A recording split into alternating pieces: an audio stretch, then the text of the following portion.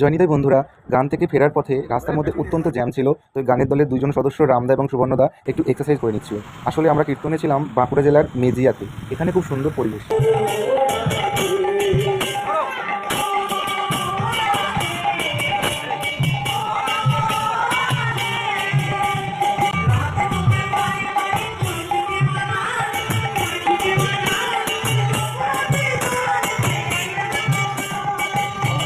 তো বন্ধুরা, প্রথম দিনে কীর্তন করার পরে পরের দিন বিকেলবেলা আমরা একটু ঘুরতে বেরিয়েছি। আজকেও আমাদের কীর্তন রয়েছে এখানে, তো রাত 9টা দিয়ে। তো সেই জন্য আমরা একটু ঘুরতে বেরিয়েছি। খুব সুন্দর পরিবেশ, এবং অনেকে দেখে চিনতেই পেরেছো যে এটা দামোদর নদের উপকূল, এবং দামোদর নদের মধ্যেই আমরা রয়েছি বললে চলে। কারণ যেহেতু গরমকাল, এখন এই মুহূর্তে এখানে জল নেই, কিন্তু বর্ষাকালে জল ভরে যায়।